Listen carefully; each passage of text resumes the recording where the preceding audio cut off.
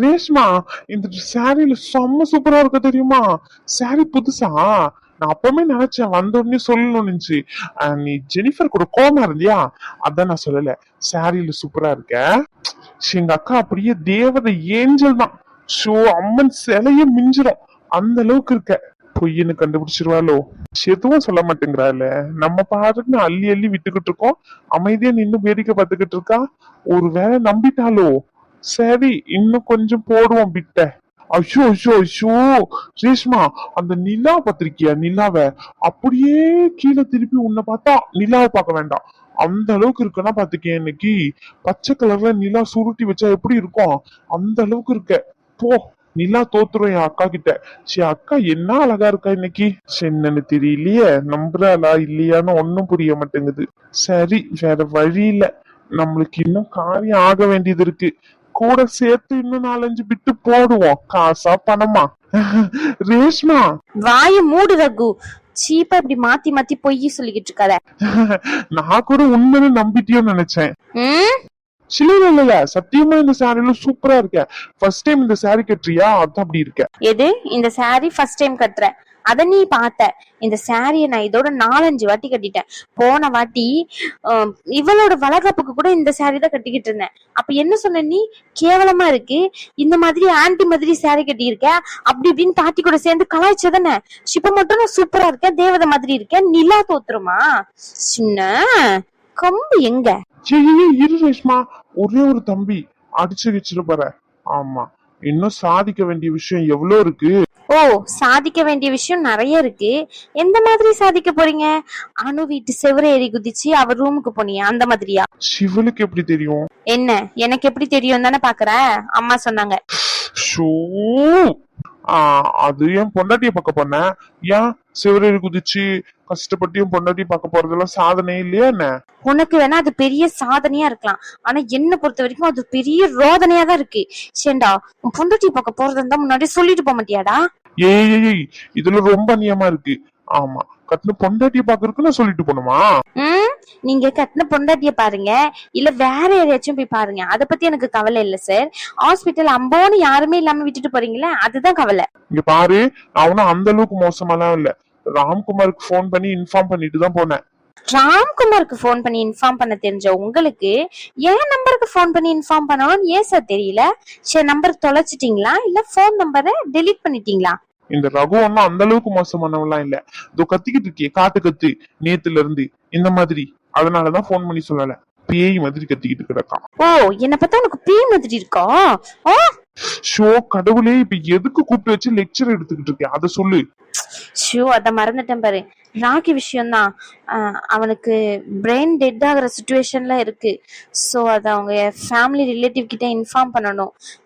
நான் ஜெனிஃபரும் காத்தியும் கூப்பிட்டு இன்ஃபார்ம் பண்ணிக்கிறேன். இந்த விஷயத்த சாரு கிட்ட என்னால சொல்ல முடியாது. சோ நீ போய் சொல்லு. நீ தானே இந்த கேஸ் ஹேண்டில் பண்ற, இத நீ தான் சொல்லணும் சாரு கிட்ட.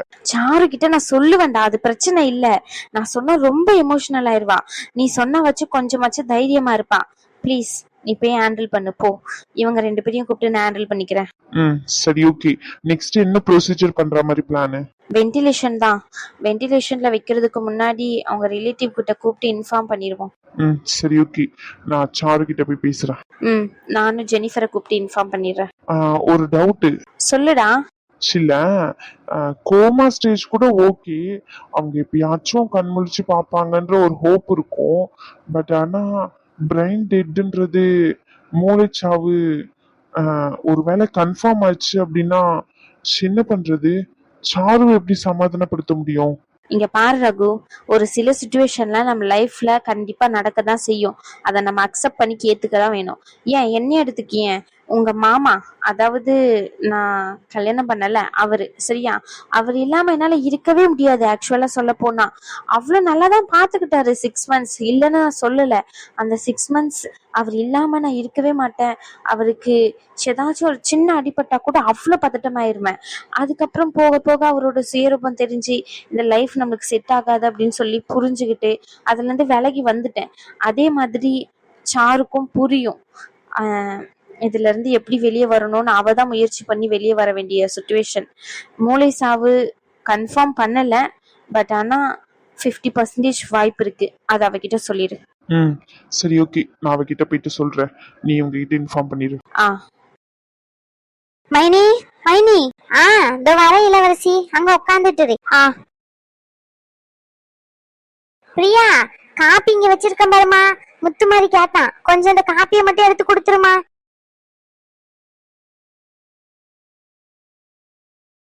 என்ன இளவரசி இவ்வளவு தூரம் வந்திருக்கா? சும்மாவே வரமாட்டா, இதுல விசேஷ நாள் வேற, அதிசயமெல்லாம் இருக்கு. என்னாச்சு? ஏதாச்சும் வேணுமா? உன் அண்ணன் கூட இல்லையே வாங்கிட்டு வர சொல்றதுக்கு. என்னாச்சு? அதெல்லாம் இல்ல மைனி, பூமாரியை தான் பாத்துட்டு போலான்ட்டு வந்தேன். பூமாரி எங்க? பூமாரியா? பூமாரி வெளியே வரைக்கும் கொஞ்சம் போயிருக்கா. என்னாச்சு? அதான் மைனி, அனுப்பிள்ளையோட சட்டை அந்த உமா வீட்டுல கொடுத்துட்டு இருந்தேன், அதை போயிட்டு வாங்கிட்டு வர சொல்லலாம்னு சொல்லிட்டு வந்தேன். சட்டை வாங்குறதுக்கு தான் அவளும் போயிருக்கா. போன் பண்ண சொல்றேன், முத்து மாதிரி வந்திருக்கான், அவனை போன் பண்ண சொல்றேன், வாங்கிட்டு வர சொல்லு. முத்து மாதிரி இங்கேயா மைனி இருக்கான்? ஆமா இளவரசி, பிள்ளைங்க நேத்து நைட்டு தான் வந்துச்சு, விசேஷம் பத்தியா. அதான் ஊர் வாயில எல்லாரும் கேட்டுக்கிட்டே இருப்பாளுங்க, என்ன பிள்ளை வரலையான்னு சொல்லிட்டு. அதனாலதான் போனை பண்ணி ஒரு நாள் மட்டும் வந்து இருந்துட்டு போங்க அப்படின்னு சொன்னேன். பிரியாவையும் கூட்டிட்டு வந்திருக்கான், மாசமான பிள்ளைய அங்கே தனியா விட்டுட்டு வர முடியாதுல்ல. அதான் மவனி. அதுவும் சரிதான் மைனி. சரி மைனி, நான் அப்படியே கிளம்புறேன். முத்துமாரியா வீட்டு பக்கம் வர சொல்லுங்க. என்னாச்சு ஒரு படியா பேசுறா? இரு, என்னாச்சு சொல்லு. அதெல்லாம் எதுவும் இல்ல மைனி, நான் கிளம்புறேன். ஆனா வீட்டுல தனியா தான் கிடக்கா, நான் போயிட்டு தான் இனி எல்லா வேலையும் செய்யணும். ராத்திரி வேற அங்க சாமி கும்பிடுறதுக்கு போக வேண்டியது இருக்கு. பொங்கலுக்கு வர ஏற்பாடு பண்ணிருக்கேன் மைனி, வந்துருங்க. அதுதான் அப்பவே சொல்லிட்டியே பொங்கல் வைக்க போறேன் அப்படின்னு சொல்லிட்டு. இப்ப என்னாச்சு? காப்பி தண்ணி எதனா போட்டு தரேன், தலை சுத்திக்கிட்டு வருது ஒரு படியா. சொல்லு. முத்துமாரியா வேணா கூப்பிடவா, ஹாஸ்பிட்டலுக்கு கூட்டிட்டு போக சொல்லி. அதெல்லாம் எதுவும் வேண்டாம் மைனி, கிளம்புறேன். சொல்லு இளவரசி, என்னன்னு சொல்றதுக்கு மைனி, என் பிள்ளை வாழ்க்கை இப்படி ஆயிட்டேன்னு சொல்லி அழுவா, இல்ல என் வாழ்க்கை எப்படி இருக்குன்னு நினைச்சு அழவா. நாள்தோறும் கஷ்டத்தை மட்டும் தானே நானும் எனக்கு கொடுத்துக்கிட்டு இருக்கான். என்னைக்காச்சும் நல்லா இருக்குன்னு உங்ககிட்ட வந்து சொல்லியிருக்கேனா சொல்லுங்க? நான் வயிற்றுல இவளை என்னைக்கு சுமந்தனும் அன்னில இருந்து இன்னைக்கு வரைக்கும் கஷ்டத்தை மட்டும் தானே மைனி அனுபவிச்சுக்கிட்டு இருக்கேன். இவ கல்யாணம் முடிஞ்சு நல்லபடியா இருப்பான்னு நினைச்சேன், ஆனா அதுவும் இன்னைக்கு நடக்கவில்ல போயிட்டு. இளவரசி, இவ என்ன நடந்துச்சுன்னு இப்படி உட்காந்து அழுதுகிட்டு இருக்கா? அதுவும் நல்லதுமா. இது நல்லாவா இருக்கா சொல்லி? நல்லாவா இருக்கு. இப்படி உட்காந்து அழுதுகிட்டு இருந்தா எல்லாம் மாறிடுமா போகுது. இங்க பாரு இளவரசி, அழுகாதன்னு சொன்னேன். இங்க பாரு என்ன நடந்துச்சுன்னு சொல்லி. அனுப்பில நல்லா தானே இருக்கா? நம்ம தானே ஆடி மாசத்துக்கு போய் கூட்டிட்டு வந்தோம், நல்லா தானே இருந்தா. என்னாச்சு, உடம்புக்கு எதனா முடியலையா? இல்ல அவங்க வீட்டுல தானே சண்டை போட்டுட்டாளா? வீட்டுல எல்லாம் சண்டை போடுறதுக்கு எதுவும் இருக்காதுன்னு தான் நினைக்கேன். நல்லா தானே பேசி அனுப்புனாங்க. என்னன்னு சொல்லு இளவரசி, இப்படி அழுதுகிட்டே இருந்தா எப்படி? என்னத்த சொல்றது மைனி, ஒன்னா ரெண்டா சொல்றதுக்கு சொல்லுங்க. இவ வாழ்க்கைய நினைச்சு நான் கடையில கடந்து சாக வேண்டியதான் நினைக்கிறேன். ஐயோ கடவுளே, அவ மாமியார் காரி காலையில போன் பண்ணி அந்த ஏசுனா. சரி எது கோவத்துல தெரியாம பேசிட்டாங்க போல நினைச்சேன். ஒரு அரை மணி நேரம் 1 மணி நேரம் கழிச்சு மறுபடியும் போனை பண்ணி, என் பிள்ளைய என்கிட்ட இருந்து பிரிக்கணும்னு நினைக்கிறீங்களா, என் பிள்ளைய என்கிட்ட இருந்து பிரிச்ச மாதிரி என் பேர பிள்ளைய பிரிக்கணும்னு நினைக்கிறீங்களா அப்படின்னு சண்டைக்கு வர மைனி. என்னைக்காச்சும் சொல்லுங்க, அணுவை தண்ணி கொடுத்துன்னு கூட்டிட்டு வந்து வைக்கணும்னு என் மனசார என்னைக்கு என்ன நினைச்சிருப்பேனா? சத்தியமா சொல்ற மைனி, அப்படி நினைச்சதே இல்ல. ஒத்தைக்காண்டி ஒத்த பிள்ளை, தனியா இருந்த பிள்ளை, குடும்பத்தோட சந்தோஷமா இருக்கணும்னு தான் நினைச்சிருக்கேனே தவிர இந்த மாதிரி ஒரு நாள் நினைச்சது இல்ல மைனி. இவளுக்கு தேவைன்னா நல்லா தூக்கி வச்சு தலையில தாங்குறா, தேவையில்லைன்னா போடு தூர நாய் விரட்டுற மாதிரி விரட்டுறா மைனி. நான் இருக்கும் போதே இந்த மாதிரி எல்லாம் நடக்குது. நாலு பிள்ளை நான் போய் சேர்ந்துட்டேன்னா என் பிள்ளைய இவளுங்க என்ன கொடுமைப்படுத்துவாளுங்க சொல்லுங்க? இதெல்லாம் நினைச்ச என்னால தாங்க முடியல. ஒரு நல்ல நாள் அதுவுமா என் பிள்ளை இப்படி கரிச்சு கொட்டுறாளே. இவளுக்கு ஒரு பிள்ளை இருக்கதானே செய்யுது. அவ ஏதோ கிறுக்குத்தனமா பேசிக்கிட்டு இருக்கான்றதுக்காண்டி நம்மளும் அந்த பிள்ளைய சாபம் கொடுக்குற மாதிரி பேசணும்னு என்ன இருக்கு? லூஸ் மாதிரி பேசிக்கிட்டு கந்தத்தையும். இங்க பாரு, அவளுக்கு புத்தி கெட்டு போய் அலைஞ்சுக்கிட்டு இருக்கா, அதுக்காண்டி அதே மாதிரி நம்மளும் பேசணும்னு ஏதாச்சும் இருக்கா என்ன? சொல்லி இங்க பாரு, அந்த தம்பி கிட்ட கூப்பிட்டு இருந்து பேச வேண்டியதானே? இந்த மாதிரி உங்க அம்மா பேசுறாங்க, இதெல்லாம் நல்லா இல்லைன்னு சொல்லிட்டு. இங்க பாரு இளவரசி, நம்ம மூடி மறைச்சு பேசுறதுதான் நாளைக்கு பெரிய பிரச்சனை ஆகும். அதுக்கு பதிலா இப்பமே 1 2ன்னு முடிவா இதுதான் அப்படின்னு சொல்லிட்டு அந்த தம்பியை கூப்பிட்டு பேசுறதுதான் நல்லதுன்னு எனக்கு தோணுது. இங்க பாரு, எதுவா இருந்தாலும் அந்த தம்பி தானே வந்து பொண்ணு கேட்டு கல்யாணம் முடிச்சுது, உங்க பொண்ணை நான் நல்லபடியா வச்சு பார்த்துப்பேன்னு சொல்லி அப்ப ரகு தம்பியை கூப்பிட்டு பேசுவோம். எல்லாம் இந்த வரி இது இதுவெல்லாம் முடியட்டும். இந்த கோயில் கூட எல்லாத்தையும் இருந்து பேசிக்கலாம். அதை விட்டுட்டு இப்படி நான் இருக்கும்போது இப்படி நான் இல்லைன்னா எப்படின்னு சொல்லிட்டு அழுதுகிட்டு அவளுக்கும் பிள்ளை இருக்கதானே செய்யுது. இதெல்லாம் நல்லதுக்கு இல்லை. இப்படி நம்ம சாபம் விட்டோம்னு வச்சுக்கேன், நம்ம சாபம் விட்டு பழிக்கல, அது மூட நம்பிக்கையாவே இருந்துட்டு போட்டோம். ஒரு சொல்லுபடி ஒரு சொல்லு இருக்காது, டக்குன்னு வாய் வார்த்தைக்கு பழிச்சாலும் பழிச்சிரும். அப்படி நம்ம சொல்லக்கூடாது இளவரசி, புரியுதா? இந்த முத்துமாரிலாம் வந்திருக்காளா, நான் என்ன பண்றேன், முத்துமாரி கிட்ட சொல்றேன் இந்த மாதிரியே அப்படின்னு சொல்லிட்டு முதல்ல ரகுக்கு ஃபோன் பண்ணி அவன்கிட்ட சொல்லி வர சொல்றேன். நீ அதை விட்டுட்டு இப்படி உட்காந்து அழுதுகிட்டு அந்த பிள்ளையும் போட்டு ஏசிக்கிட்டு கிடக்காத, புரிஞ்சுச்சா? அந்த பிள்ளைக்கும் கஷ்டமா தானே இருக்கும், புரியுதா உனக்கு நான் சொல்றது? முதல்ல கண்ணை தொடச்சிட்டு போயிட்டு பொங்கல் வைக்கணும்னு சொன்னல, பொங்கலுக்கான ஏற்பாடெல்லாம் பாரு. அந்த குலதெய்வ அம்மா நம்மள நல்லபடியா வச்சிருப்பா. அதை விட்டுட்டு எல்லா பாரத்தையும் அந்த தெய்வத்து மேல போட்டுட்டு நீ நிம்மதியா இரு. எல்லாம் இதுவெல்லாம் முடியட்டும், பேசிக்கலாம் பொறுமையா. சரியா? அழுதுகிட்டு இருக்காத. நம்ம அந்த தம்பியை நம்பிதான் கல்யாணம் பண்ணி கொடுத்துருக்கோம். அந்த தம்பி தான் நம்மளுக்கு பதில் சொல்லணும். நம்ம எதுவா இருந்தாலும் அந்த தம்பியை கூப்பிட்டு பேசிக்கலாம். அவன் அம்மையை நம்பி நம்ம கல்யாணம் பண்ணி கொடுக்கலையே, என்ன சொல்றா? அந்த தம்பி தானே நம்மள நம்பி வந்து உங்க பொண்ணை கொடுங்கன்னு நல்லபடியா வச்சு பார்த்துப்பேன்னு சொன்னது. அதெல்லாம் எல்லாமே இதுவா தான் நடக்கும், நீ அழுகாத.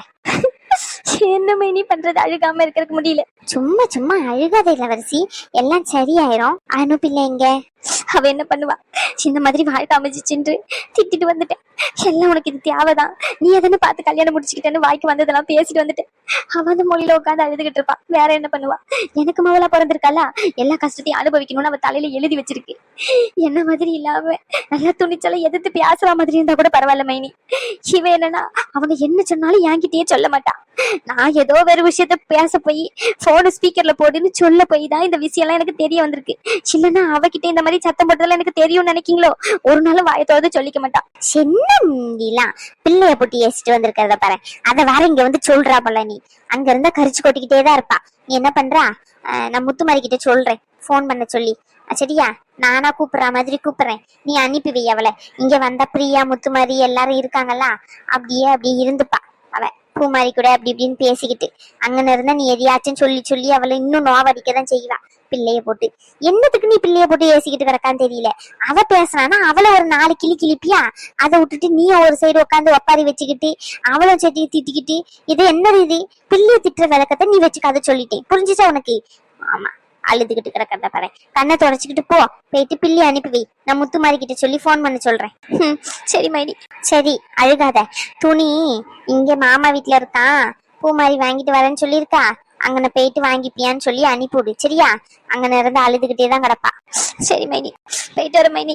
சரி, அழுகாமப்பா. தெருவுல இருக்கிறவங்க எல்லாம் என்னன்னு கேட்பாளுங்க. ஏற்கனவே கதை கேட்கறதுக்கு தான் அலைஞ்சுக்கிட்டு இருக்காளுங்க. இத நீ வேற கதையை ஜோதிச்சு விடலான்னு நினைக்க போல.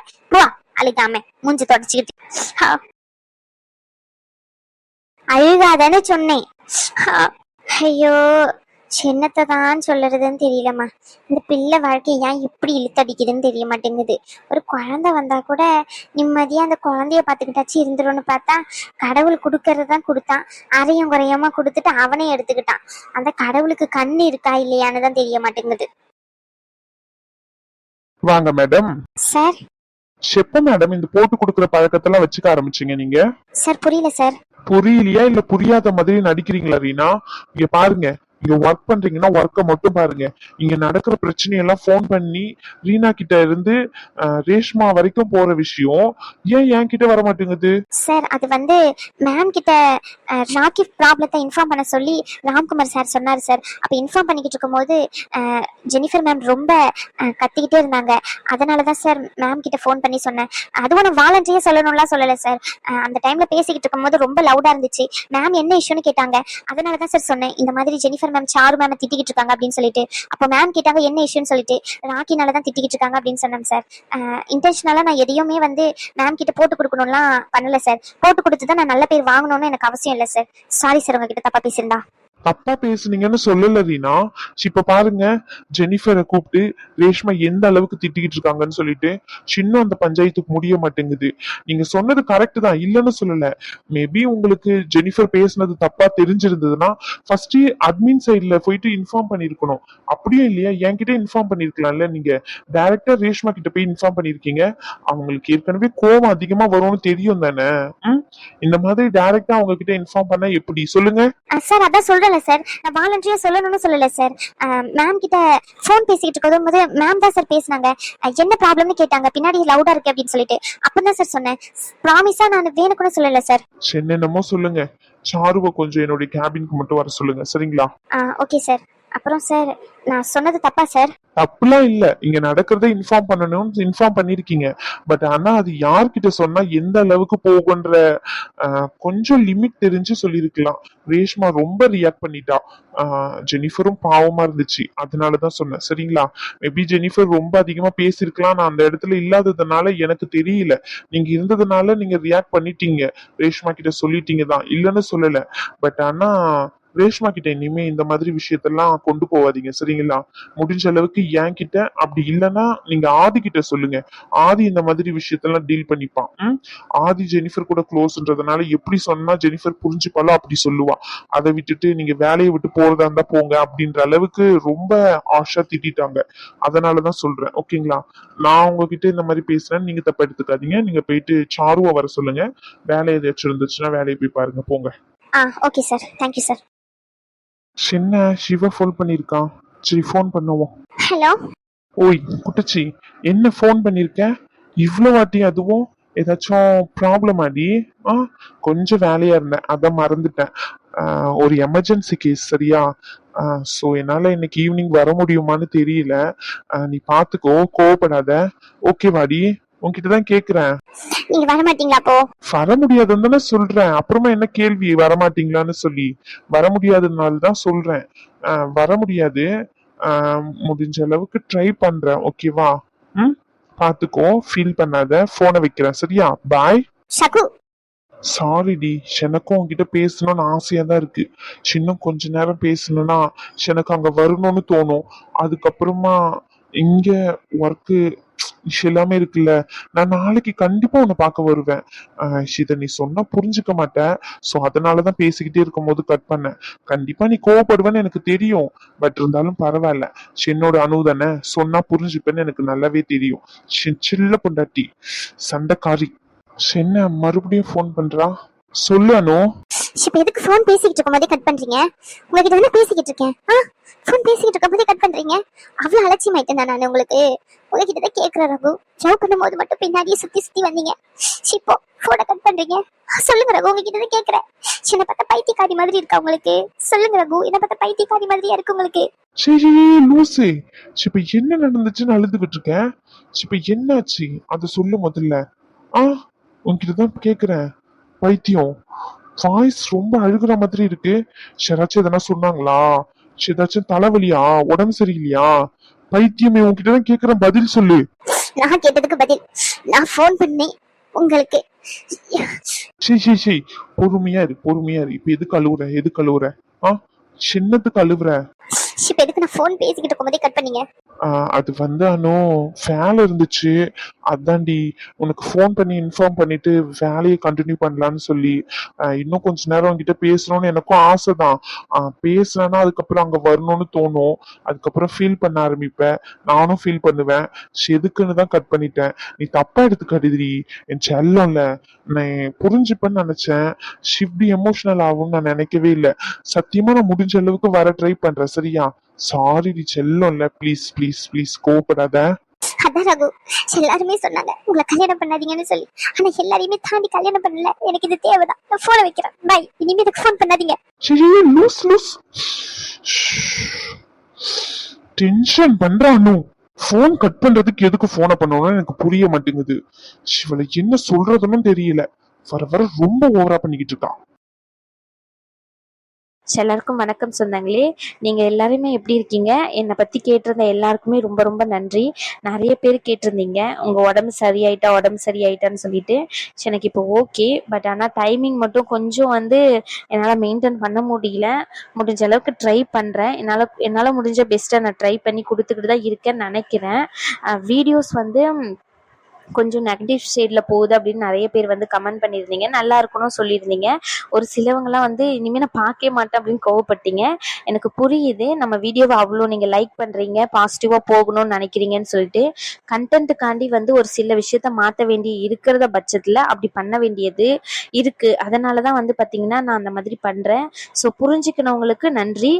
புரிஞ்சிக்காம கமெண்ட் பண்ணுறவங்க கொஞ்சம் புரிஞ்சுக்கோங்க. இது ஜஸ்ட் கண்டென்ட் தான். நான் கொஞ்சம் ரொம்ப எமோஷ்னலாக எடுத்துக்க வேண்டாம்னு சொல்கிறேன், அவ்வளோதான்.